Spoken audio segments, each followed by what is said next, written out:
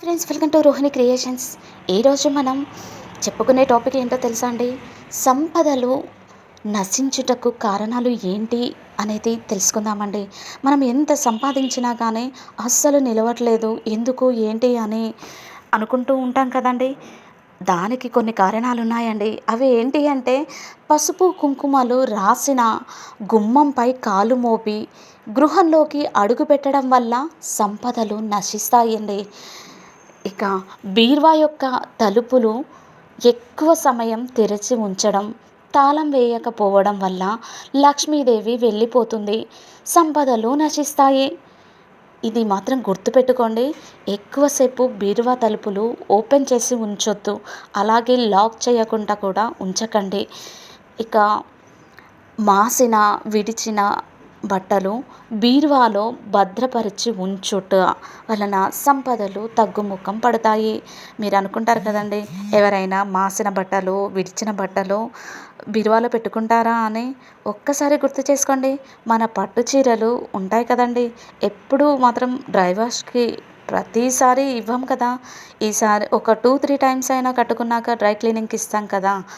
అలా అంటే అవి విడిచిన బట్టలే కదండి, మాసిన బట్టలే కదా. అర్థం చేసుకోండి, మీకే అర్థమవుతుంది. ఇక ఇంటి ఇల్లాలు గాజులు నుదుట బొట్టు ధరించకుండా ఉంటే అప్పులు ఎక్కువగా పెరుగుతాయంట. అలా చేయకండి.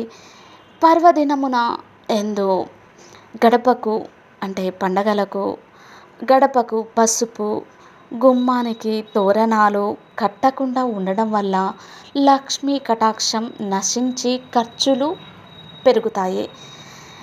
చాలామంది పండగ సమయంలో అన్నీ చేస్తుంటారు. గుమ్మానికి తోరణాలు కట్టడం కొంతమంది కట్టరండి. అందుకోసమే చెప్తున్నాను, అర్థం చేసుకోండి. కాలి చెప్పులను ఇంట్లో ఉంచిన సింహదారంనకు ఎదురుగా విడిచిన సంపద నశించిపోతుందండి. డైరెక్ట్గా గుమ్మం ముందే కొంతమంది ఇప్పుతూ ఉంటారు. అలా విప్పకండి. అలా విప్పితే లక్ష్మీదేవి ఇంట్లో ఉండదండి, నశించిపోతుంది.